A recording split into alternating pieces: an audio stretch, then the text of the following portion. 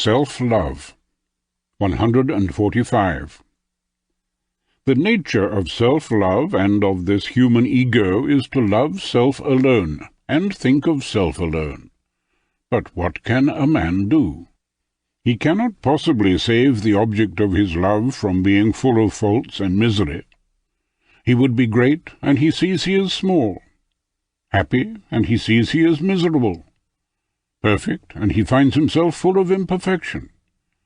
He would fain be the object of the love and esteem of men, and he sees that his faults deserve nothing but their hatred and contempt. The perplexity which faces him produces in him the most unrighteous and criminal passion imaginable, for he conceives a deadly hatred of the truth, which rebukes him and convicts him of his faults. He would fain annihilate it, but, unable to blot it out of existence, he does so as far as possible from his own knowledge and that of others.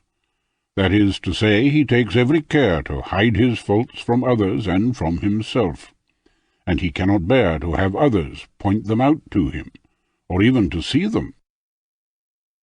It is, of course, an evil to be full of faults, but it is an even greater evil to be full of them and unwilling to recognize them, since that is to add the further fault of self-delusion.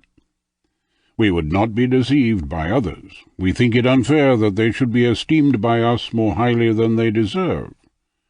It is equally unfair that we should deceive them, and wish them to esteem us more highly than we deserve.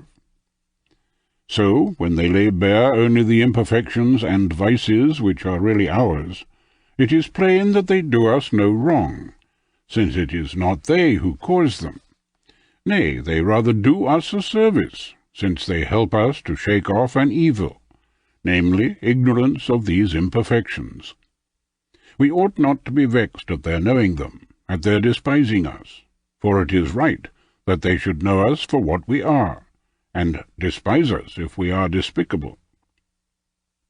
These are the feelings which would spring up in a heart really full of equity and justice. What are we to say, then, of our own heart, when we find in it a quite contrary disposition?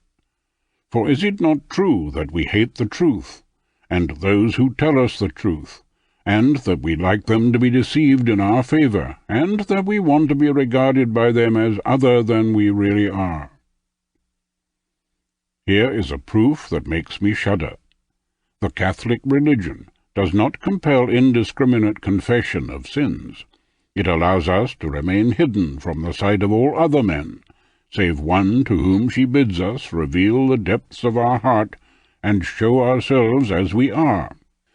There is only this one man in the world whom she bids us undeceive, and him she binds to inviolable secrecy, so that this knowledge remains with him as if it were not. Can anything be imagined more charitable, more tender? And yet, such is the corruption of man that he finds harshness even in this law, and it is one of the chief reasons of the revolt of a great part of Europe against the Church. How unjust and unreasonable is man's heart to object to having to do for one man what it would in some measure be right to do for all. For is it right that we should deceive them?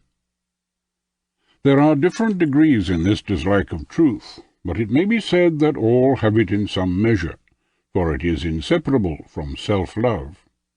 It is this false delicacy which compels those who are obliged to rebuke others to choose so many windings and compromises in order to avoid giving offence.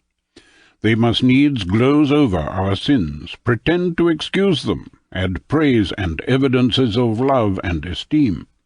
Nevertheless, the medicine must always taste bitter to self-love, which takes as little as possible, always with disgust, and often even with secret resentment against those who administer it.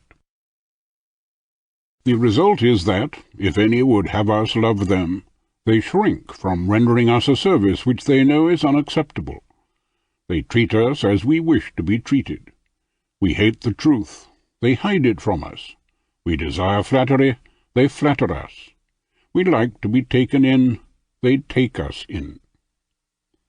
Hence each degree of good fortune that raises us in the world takes us farther from the truth, because we fear to wound those whose affection is most useful, and whose dislike is most dangerous. A prince may be the byword of all Europe, and he himself know nothing about it. I am not surprised. To tell the truth is useful to him who told it, but disadvantageous to those who tell it, because they win disfavour. Now those who live with princes prefer their own interest to their master's, and so they never think of benefiting him to their own disadvantage. This evil is doubtless greater and more common in the higher classes, but the lower are not free from it, because there is always some interest in currying favour with men. So life is a perpetual illusion, a constant reciprocity of deceit and flattery. No one speaks of us in our presence as in our absence.